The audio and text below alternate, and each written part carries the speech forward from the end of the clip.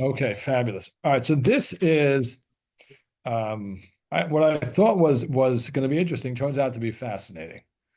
At least for me. Hopefully for you too. I kind of thought it was fascinating. Let's start with the question that will describe the mitzvah of Chalitza, flesh out the question a little bit, and then we'll see what his answer is. So there is a woman. Unfortunately, right, in order to create this question, her husband passes away and they don't have any children. Now, in this particular case, there is a brother, but the brother is 8 years old.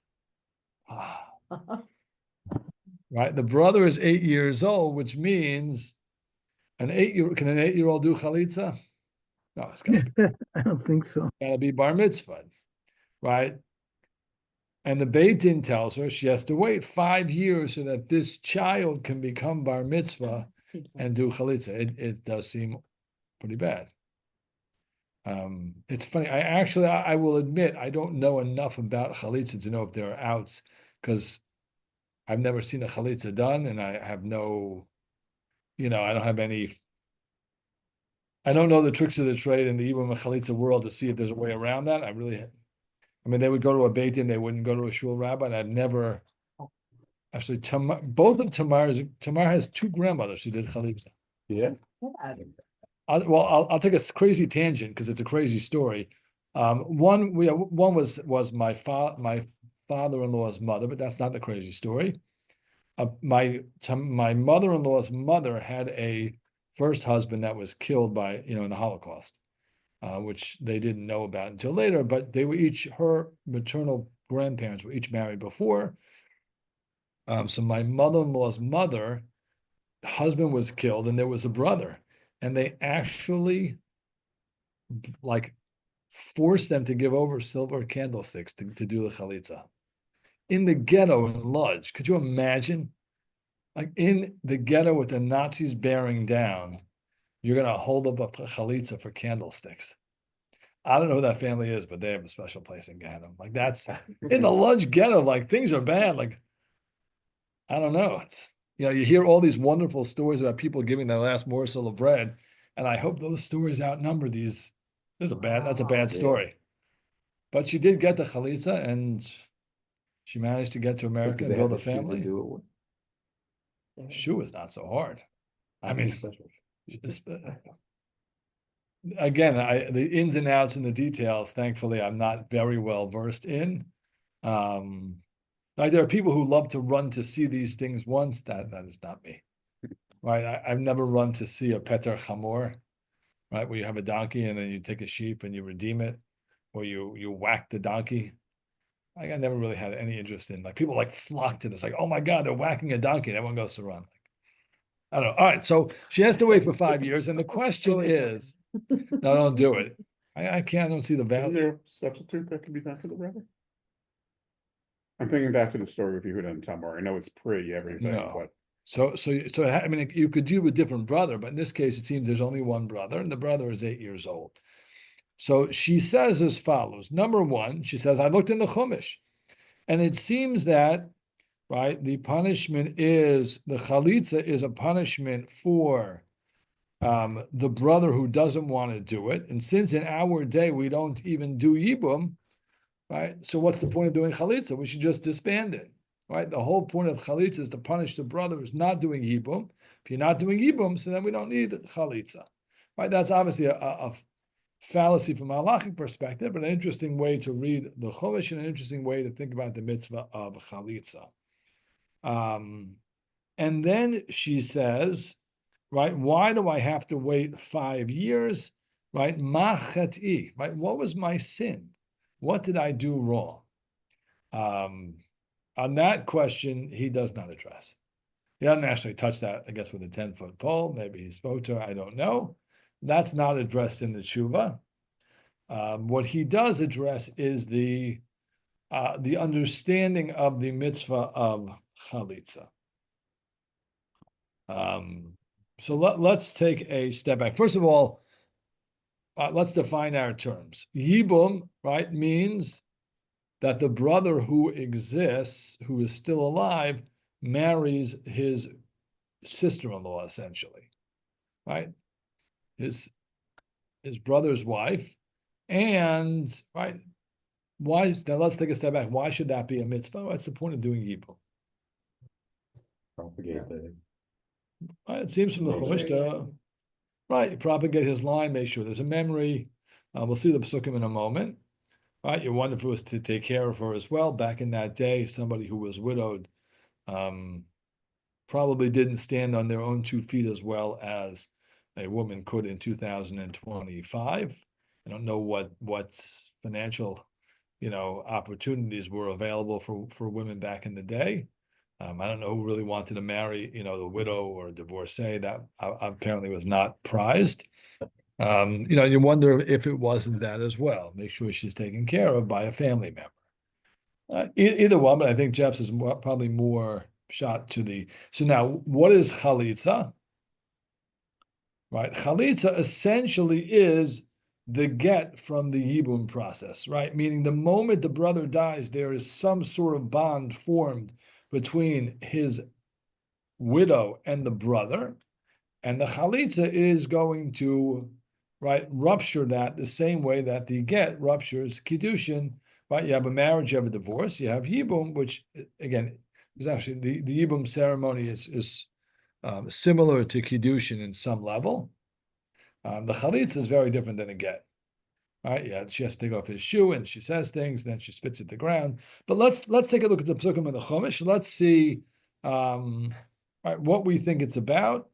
Even though we've now been prejudiced by the question, but let's take a look, and then we'll get to his answer, which turns everything on its head.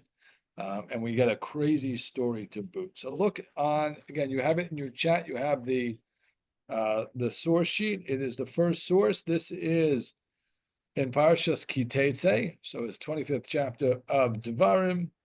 I'll read the Hebrew. You have the English here as well.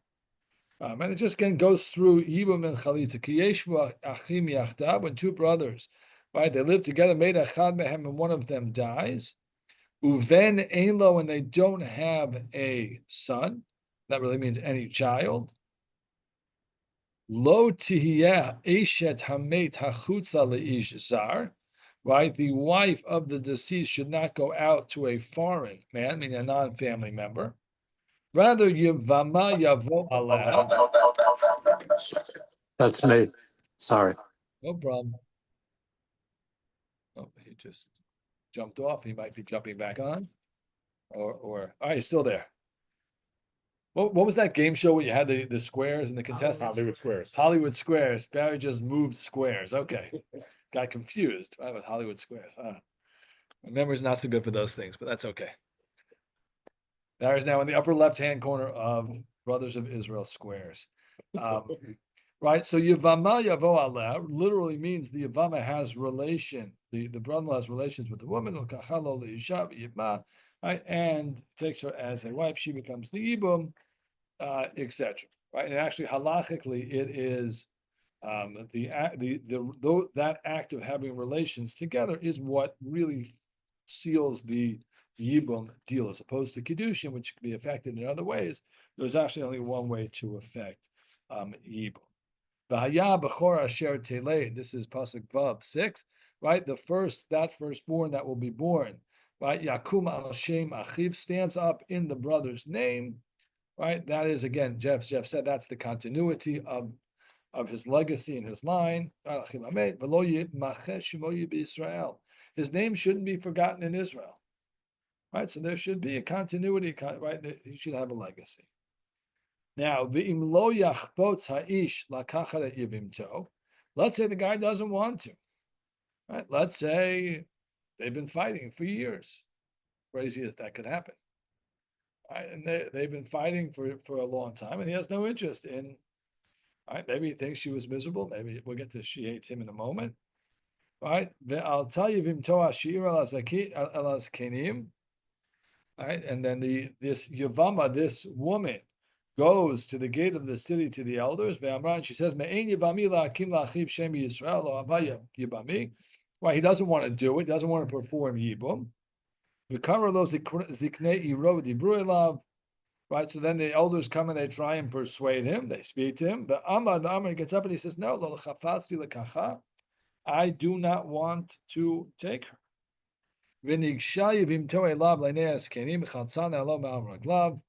Right, she goes in front of these Zakanim, she takes off his shoe, she spits in his face, but not literally in his face. Right, that's what I mentioned last week. My grandfather could not handle that. Just couldn't handle people spitting on other people's faces. But you actually spit at the ground next to him. You don't really spit in his face. Ve'anta ve'amra kacha ya'aseh la'ish asher lo yifneh et beit achiv. Right? This is what's done to a person who doesn't want to build his brother's house. V'nikra shmo b'Yisrael's name is called Beit Chalutz Hana'al. Right? He is the house of the guy who doesn't have a shoe. That sounded better in Hebrew. That sounded a little bit better in Hebrew. The guy who doesn't have a shoe. As a fantastic side note, what does Kacha Yaseh La'ish remind us of? Purim.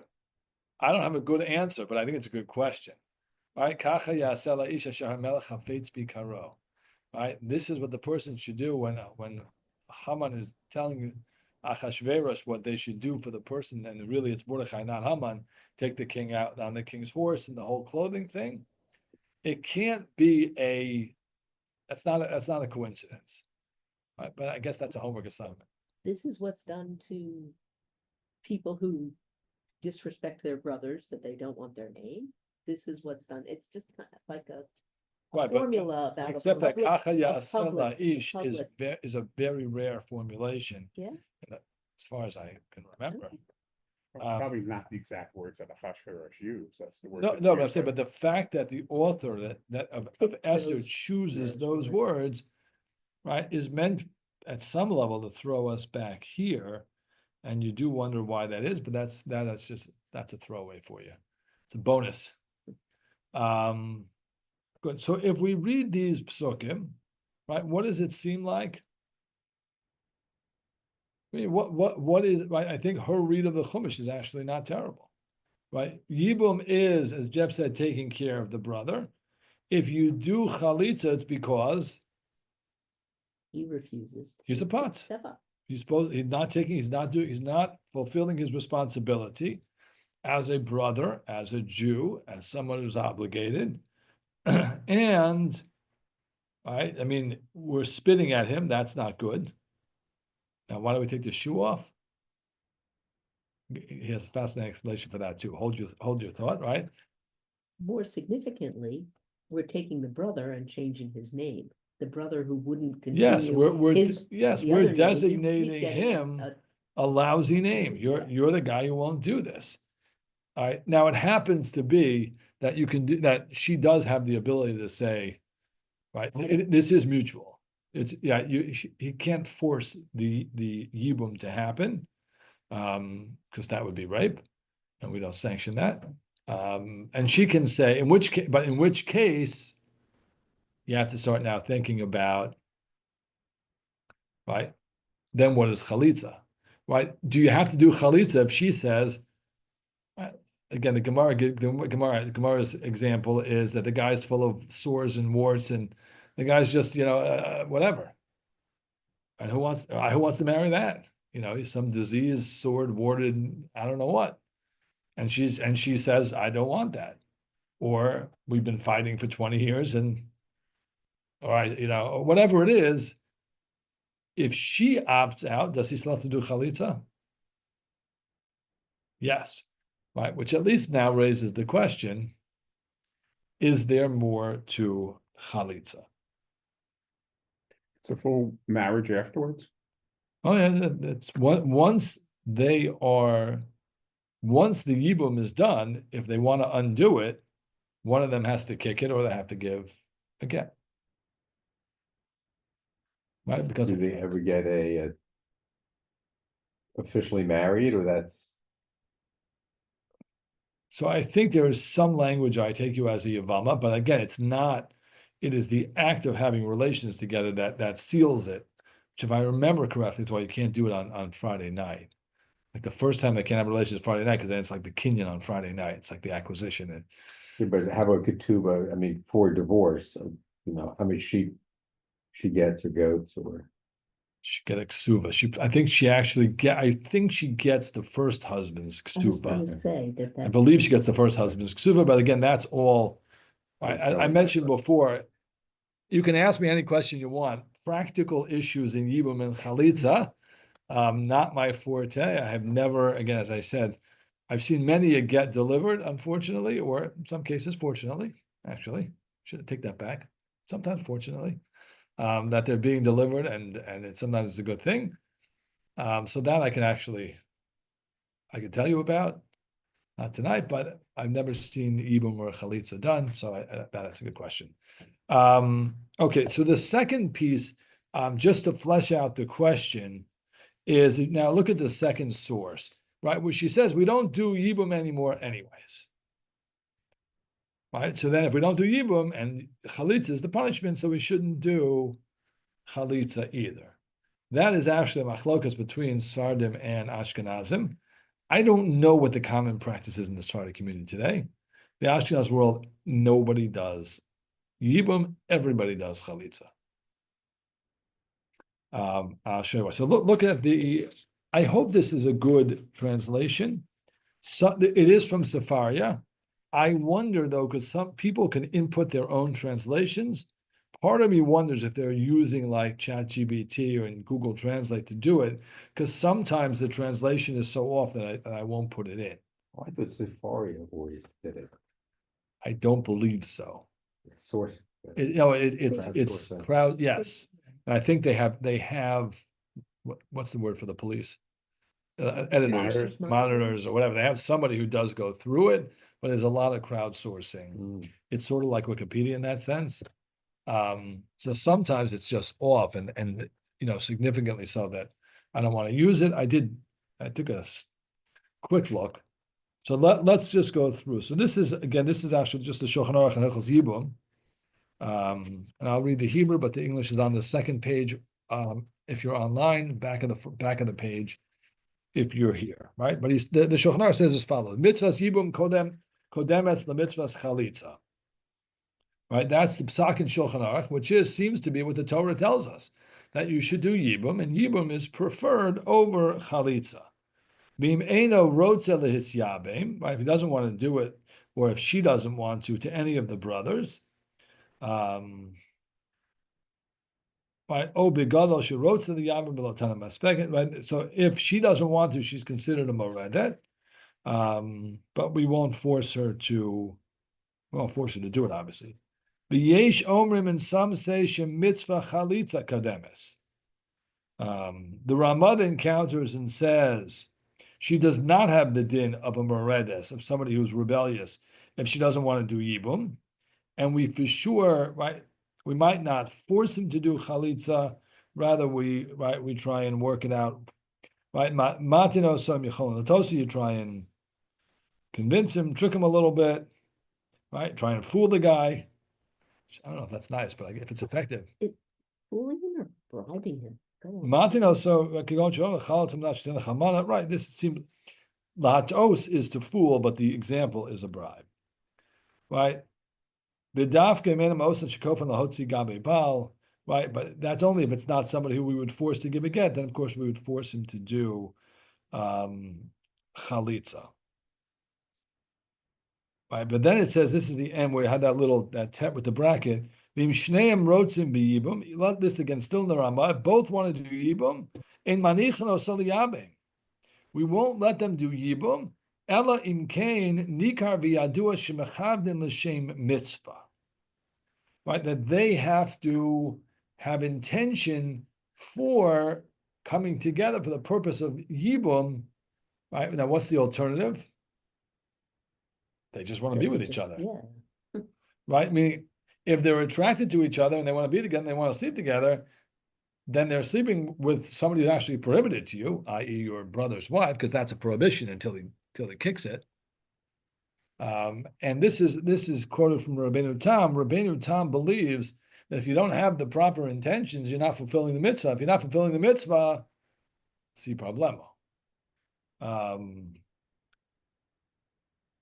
therefore, from there, right, the custom develops based on Rabbeinu Tam and this Ramah, right, which seems very against Yibum, that we prefer Chalitza in the Ashkenaz world. Almost kind of consensus, maybe unanimous, is that we no longer do Yibum, we only do Chalitza. Because I don't know what happens in the. My bet is in like some of the Yemenite communities, the communities like that are really old traditional, they might. I don't know what happens in other communities, the Moroccan community, I have no idea. Where they can take more than one wife, What? or where they can have more than one wife. Yes, that certainly is true, but in America, I don't believe anyone, although the Syrian Ksuba does have a second wife clause, they just don't read it out loud because I know how bad it sounds. Skip it. Judiciously skipped. Right. So but that's again the basis of her question is number one, it's a punishment for the guy, and if we no longer do it, we shouldn't have to do it. He takes issue on both of those. Number one, he says, right, it is difficult to understand the mitzvahs of the Torah. Right, all the mitzvahs are very hard. He says some of them are, right, absolutely, there's no rhyme or reason, impossible. Some of them seem unbelievably clear, right? They seem rational, they seem logical, and nevertheless, there might be a mysterious, mystical side to them. And some are purely mystical, have a reason, they're purely mystical. Where do you put Chalitza in that? He puts it in the purely mystical category. Chalitza is purely mystical. It has no rationale that we can think of. It's probably true. Again, not the fact that we're angry at the guy, but why it has to be done that way and what the point is. And that's his opening salvo, right? And therefore he says, yes, if you look at Pshuto Shel Mikra, if you look at the psukim as this woman did, you're going to think it's a punishment, but it's not true at all. Okay, that's a bold claim. Again, the more we read, the more you see he has a little Kabbalistic edge to him, which is fine. And he says, so now he says as follows, right? You can only understand Chalitza based on Chachmei HaEmes. Right? That literally means the sages of truth, and that always means Kabbalists and the like. Okay. He goes on, something he's been talking about for the last number of chuvos, that the soul continues even after death and that it retains some sort of connection. Right, he quotes the Abigail tells David, this is something we throw out at every funeral, right? Your soul should be bound up in the bond of everlasting life, which means we believe that there is everlasting life and the soul continues. Okay, now he says, I'm just gonna I have my arrows just to read a couple of lines to you. Adam shemeis b'libanim nafsho nitredet mimenuchasa. A person who dies with no children, their eternal rest is bothered. You can't get good, complete eternal rest. You're tossing and turning in the world to come. You can't find the right place on That's punishment. that is right. It's That- on earth, but not in the world to come. How do you eternal fix it? insomnia. Yibum. Right? Because the Yibum is the way to put the soul to rest. Right? The soul is bothered, it's at unrest. And the Yibum is the tikkun. The tikkuna yisodi, the fundamental correction for that is Yibum. And he says that's how they explain it in the Zohar, that somehow your brother who is of the same flesh and blood as you, right, when he comes and connects to this woman, it's as if you're somehow connected. Me'orer hu kochos hanefesh shehishir be'osa isha. The brother can, or somehow, right, stir up the powers of the soul he left behind in his wife. V'haben sheyulad, and the son that is born, yesh bo mikoach osa nefesh. That son also has still from the dead husband's nefesh, which the brother, who's the same flesh and blood, manages to stir up.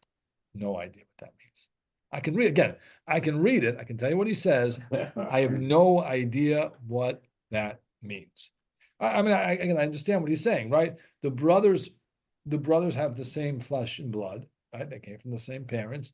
They share certainly something. I'm not sure what it means that the dead husband left kochos hanefesh in his wife. But then when somebody who shares similar DNA comes and they connects to this woman, that somehow brings out the power he left. And then he says, gets better, right? When they actually have relations, they're thinking about the soul of the dead, which is kind of weird. Yeah. Okay. And that's how this child kind of really is from the father. I mean, the deceased husband, the first husband, he's like a quasi-father in some spiritual sense, and that puts this poor guy's soul to rest. Right, he explains somehow, right, that he relates that to Reuben and Yosef and the Bechorah and all kinds of things. But let's leave that for now. What happens if you don't do Yibum? The poor guy's soul is eternally at unrest. That's not very good. So what do? Chalitza. Im einef sharud o ratzon liyabem. Right? Let's say there is no right, possibility of Yibum, or you doesn't want to do Yibum. Ba tikun misug acher. There was another type of correction, right, that works a little bit less to release the soul of the dead from his dependence to this world. And that's Chalitza. Chalitza somehow separates this guy and breaks his bond to this world and lets him sail into the ever after in peace and harmony and tranquility. We could sell something. I could be like, we should sell like little stones and water running over it. I don't know. Right. But that's how he sees it. Meaning Chalitza is not about, the brother's name. It's not about punishing the guy who doesn't want to do it. It's about giving this poor guy who passed away his soul rest in the world to come. Right? Either by literally channeling his powers into a child. It's kind of cool if that actually works. That's kind of neat. Or it's really bizarre. It's one or the two. And it's not just that there's a child. Yes. What if there's more than one brother? Any Or one of no- them will do. Or no brother. No, there's no brother, then there's no Then Yibo. then this poor soul is, That guy's Scroogey. yeah. He's done for. Don't ask hard questions on the Zohar. Again, it's a fascinating approach because it's not something we're used to, and in a Kabbalistic way, it sort of makes sense, and it's even kind of nice at some level. It's just outside my sphere of thinking. Is the second child brother to the first from this one, or are they first cousins? Interesting, I'm thinking- interesting. Is that- Say it again, the first child. The first child is the son of the deceased brother. The second one would be his son. I'm just thinking around the second round of Yibum, would they be brothers or not? So what's the second round of If, Yibo? Then if one of them- one of them one of should those happen two should to die. Before. Well, if she dies, there's No, no. no. No. Because she has They're two children. She has two children. One from the first dead husband and one from this one. Subsequently, there's two of them. Are they considered to be brothers for the purposes of Yibum or anything else that matters? Probably yes, because I don't think the halacha takes this thought pattern into account. I thought you only did it if there was no children. No, I mean, he's saying He's just saying- if He they said, But what then if say these married. new Once children they're- if the passed new away? children got married and then passed away and didn't have a kid, like if we were doing second generation. The other thing which he does, which is interesting, but not conclusive, he tries to explain what's with the shoe, the taking off of the shoe. Right? Where do we see, can we find a connection between taking off a shoe and separating from a woman?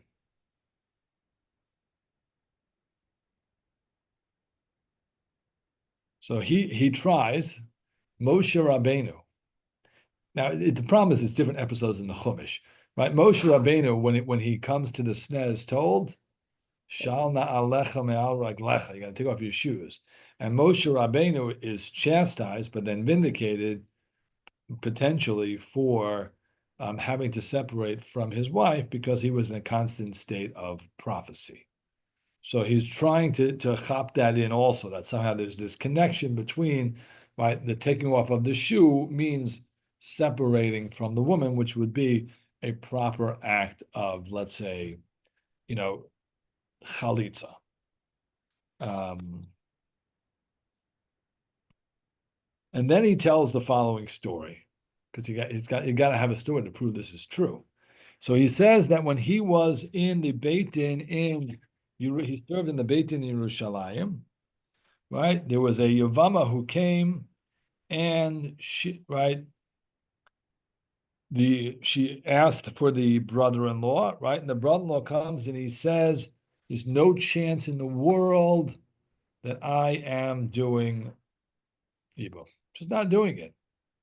And then he says, he's not doing Chalitza either. Right? Why? Because somebody told him that it was dangerous to do Chalitza. He doesn't want to put himself in some sort of danger, that there's some danger to doing Chalitza. So the judges to tell him that this was a mistake and there's no danger, right? You do a mitzvah, you're protected. And he absolutely is steadfast in his refusal. Okay? And then days go by, and this recalcitrant Chalitza husband shows up to the basin and says, "I want to do Chalitza." The judges ask him, "What changed? Right? What changed your mind?" And he says, "My brother came to me in a dream 3 times and said, Madua eincha meshivet nafshi lemenuchata? Why aren't you letting my soul be at rest?" And I understood from that I had to go and give his widow Chalitza. Do we need more proof? Do we need more proof? I would have been sold on the second time. Then the story continues. The judges say to him, "Fabulous." They do the Chalitza and they say, "Listen, if your brother ever comes back to you and tells you something else, please come back and tell us." And lo and behold, as these great stories do, after a number of days, he came to the Dayanim and he said, "I had another dream, and my brother came to me and said, Tanuach alecha da'atcha k'shem she'enachta da'ati. Your mind should be put at ease the same way you put my mind at ease." He does acknowledge that these things are hard for the rational mind to understand, but that, ladies and gentlemen, is the Kabbalistic approach to Chalitza. Kind of cool. Next week, we'll talk about palm reading and astrology in halacha. Let's see what he has to say. Might surprise us all. All right, any last questions? And he just never addresses you have to wait 5 years. No, because I don't know if he has an answer. But again, I don't know what the tricks of the trade. Maybe there are. I don't know. I mean, yes, there ought to be, but I don't know. No, we have for a young girl. That the brother and the mother could marry Yes. her off young, whatever. There's gotta be some way to. Again, Or for him to appoint a proxy. I have no idea. Again, There's gotta be a way. yes, and there might well be, but What's the 5-year? because he was 8 years old, the brother-in-law was 8 years old. Wait till he was bar mitzvah. Yeah, I have a question. Comes down to the debate, and I think I used up my allotted question. Remote Right. just asked him about eating your placenta post birth. Yeah. One Friday night, we're going to talk about it. What? Your placenta. Did Health someone benefit. ask you that question? Or Yes. No. So it's funny because I put the question out and I said there's 3 ways to do it. You can chew it raw, make it into jerky, or you can ground it up and put it in a capsule. And I got all these different rabbis from around the world quoting my question going, "That's disgusting." And I kept, well, you can wash the blood off. And then I answered them and said, but it was a real question. I said, like, Maisa Shahaya, Kachaya, that's how it was. Somebody asked me the question. And I didn't really know what the answer was because I'm with you. That's kind of disgusting. So I'm not sure I'm going to ask him about about this question unless it becomes practical. All right, with that, anyone have last questions? Yes, if the brother is a Kohen, then would he not be exempt from Chalitza? Yeah, but in this case, it didn't seem that that was the case. Oh, but if he was, hypothetically, then Chalitza would be not even an issue, right? The brother, no, the brother, The brother that had to, a Kohen can marry a widow. Karen cannot marry a divorcee or a chalutza, but a Kohen can marry a widow. No, as far as I. yeah, yes. Right, only the Kohen Gadol. So But it's, okay, all right, so it would be incumbent on him to perform Chalitza. I think so. Okay, Again, but don't quote me halacha l'maisa on Yibum. okay, I'm not even out of practice. I have no. got it. But I would imagine a Kohen can, because the Kohen can marry a widow. Right. Not the Kohen Gadol. So I guess if your husband's going to kick it, maybe his brother should be the Kohen Gadol. No, Okay. All right, Shkoach. Thank you, everyone. Thank you, Good everyone. evening. Good night.